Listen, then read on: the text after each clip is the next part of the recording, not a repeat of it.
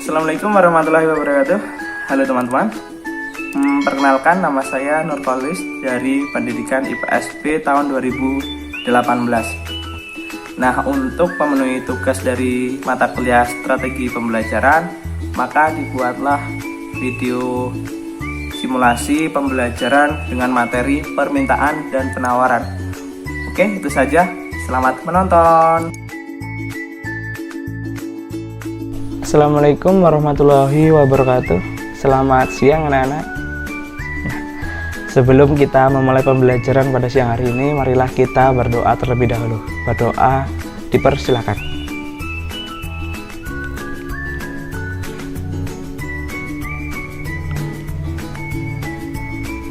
Selesai.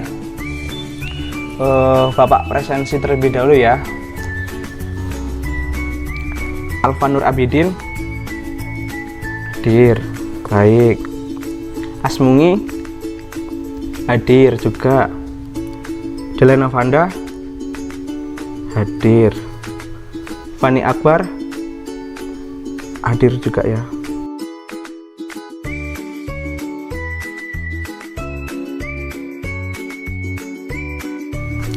Alhamdulillah ya, hadir semua. Bagaimana anak-anak, masih semangat belajar? Alhamdulillah masih ya, meskipun dari wajah kalian itu kelihatan ya, udah siang hari masih pelajaran, uang saku habis, ditambah ngantuk, pokoknya tuh pinginnya ulang terus, ya kan? Iya, karena bapak itu juga pernah mengalami seperti kalian. Nah, sedikit motivasi ya dari bapak ya. Senjata terkuat yang dimiliki suatu negara itu apa? Bukan bom nuklir, bukan juga roket, atau yang lainnya. Senjata terkuat ya kalian-kalian ini, para anak-anak generasi penerus bangsa.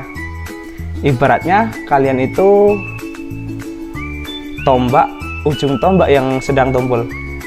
Nah, kalian itu harus diasah. Diasahnya bagaimana? Dengan belajar. Dengan belajar, Bapak harap kelak nanti kalian dapat menjadi orang yang berguna bagi nusa dan bangsa. Oke, itu saja ya. Semoga termotivasi ya.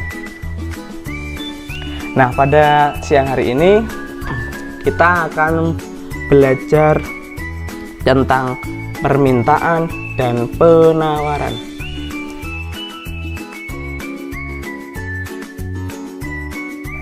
Anak-anak, hari ini kita akan mempelajari permintaan dan penawaran. Pertama, kita akan mempelajari permintaan terlebih dahulu ya.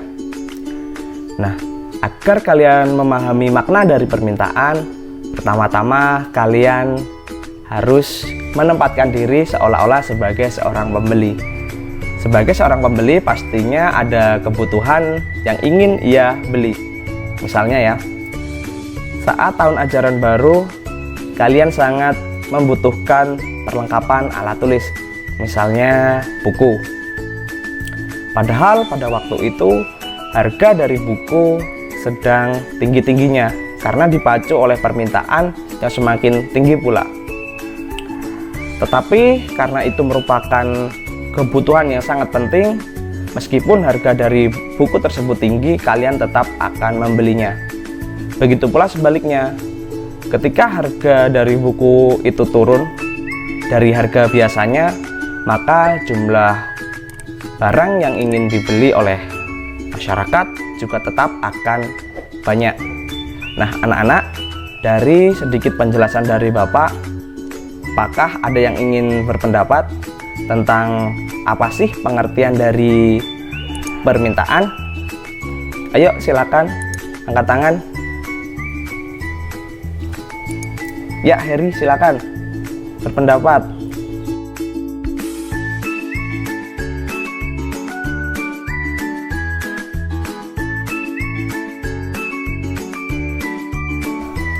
Ya, betul sekali yang disampaikan oleh Heri, bahwa permintaan merupakan jumlah barang yang ingin dibeli oleh masyarakat dengan tingkat harga tertentu. Itulah yang dimaksud dengan permintaan. Nah, sekarang kita akan membahas apa saja sih faktor-faktor yang mempengaruhi permintaan. Coba ada yang ingin berpendapat? Silakan angkat tangannya. Oh ya, Dela, silakan berpendapat.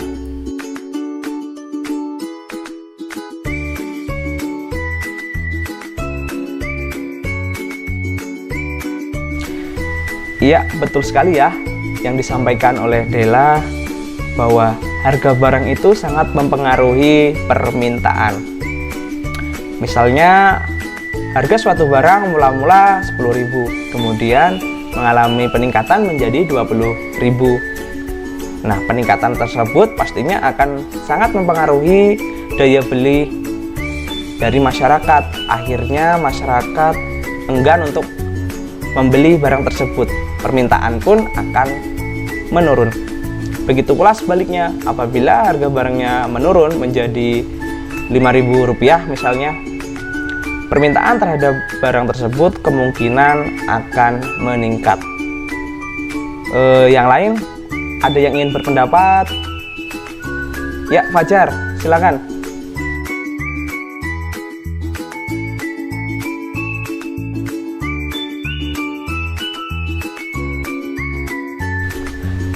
Iya, benar sekali ya yang disampaikan oleh Fajar, bahwa pendapatan masyarakat juga sangat mempengaruhi permintaan. Pendapatan masyarakat yang tinggi pastinya diikuti dengan daya beli yang tinggi juga. Begitu pula sebaliknya, pendapatan masyarakat yang rendah, daya belinya pun juga akan rendah. Nah, hal tersebut akan mempengaruhi permintaan. Yang lain coba ada yang ingin berpendapat? Ya, Ahmad, silakan berpendapat.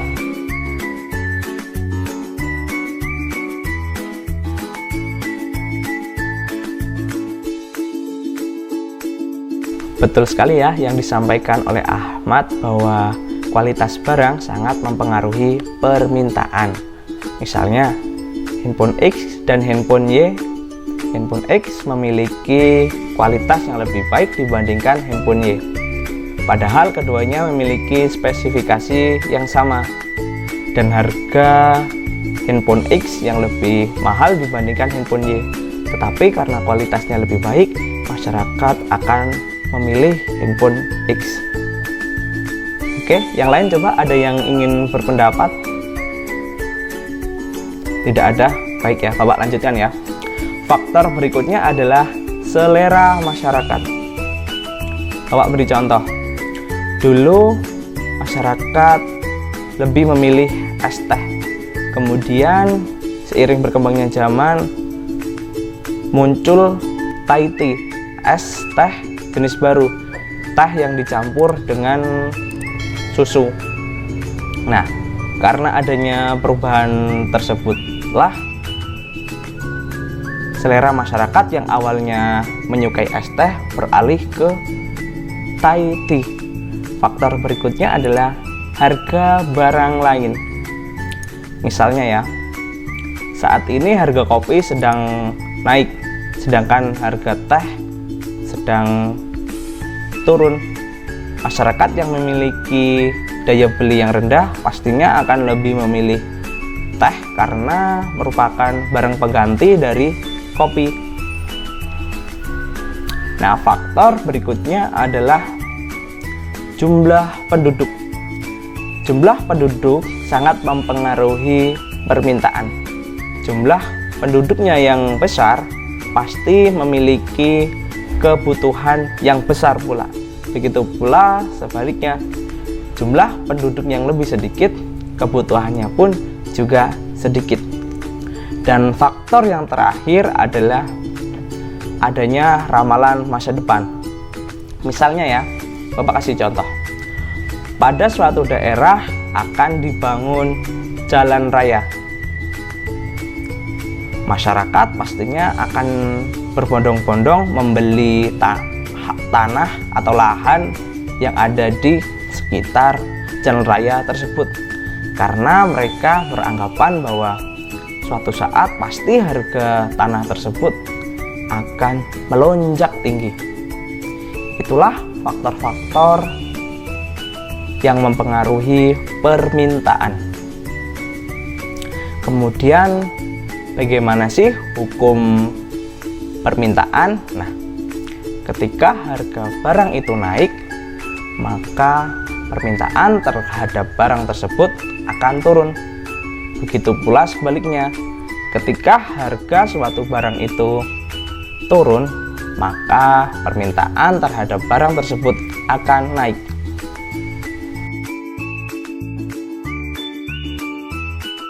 Baik, materi berikutnya adalah penawaran. Tolong diperhatikan ya anak-anak. Nah, jadi untuk memenuhi kebutuhan akan permintaan barang atau jasa, maka diperlukan kesediaan produsen atau pedagang dalam memproduksi berbagai barang dengan tingkat harga tertentu.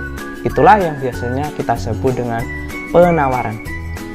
Nah, penawaran biasanya dilakukan oleh pedagang atau produsen selaku penghasil barang.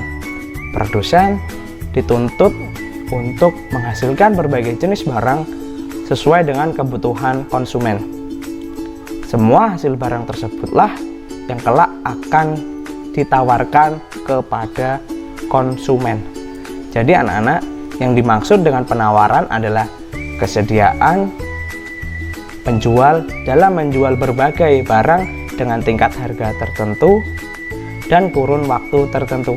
Itulah yang disebut dengan penawaran. Kemudian, apa saja sih faktor-faktor yang mempengaruhi penawaran? Silakan, ada yang ingin berpendapat? Oke, Heri, silakan.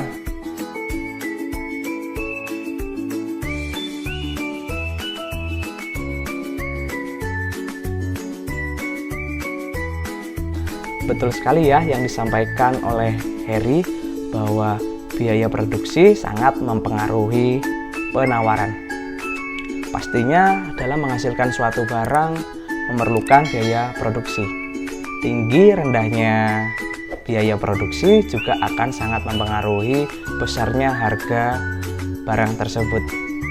Apabila biaya produksinya tinggi, pastinya produsen akan mengurangi jumlah barang yang diproduksi, dan akibatnya penawarannya pun akan berkurang.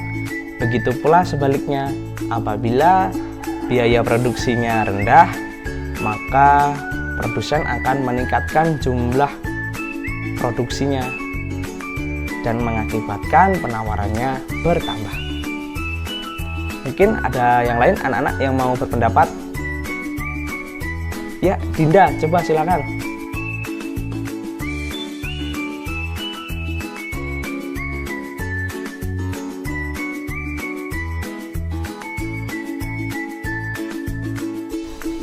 Ya, betul sekali ya yang disampaikan oleh Dinda, bahwa harapan akan memperoleh laba sangat mempengaruhi penawaran.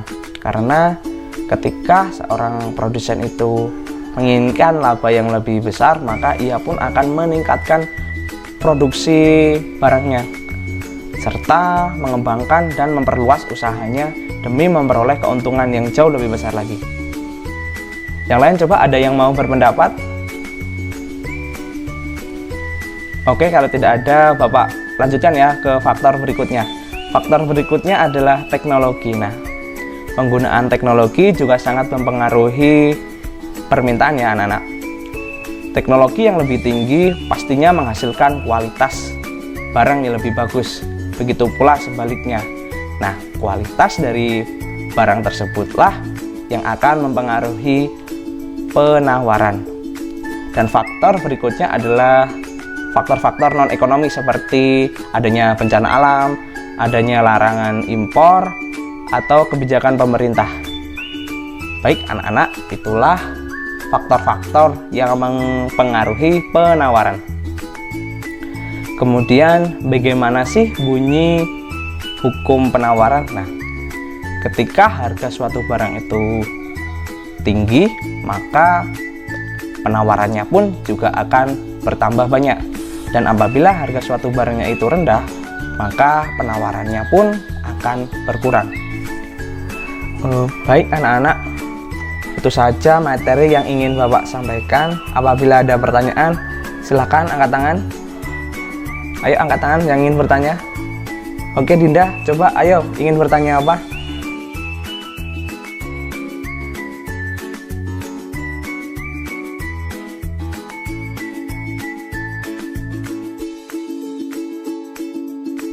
Baik, bagus sekali ya pertanyaan dari Dinda. Jadi anak-anak, ada suatu kondisi di mana ketika harga suatu barang itu naik, diikuti juga dengan permintaan terhadap barang tersebut yang naik. Seperti yang terjadi saat mendekati Hari Raya Idul Fitri.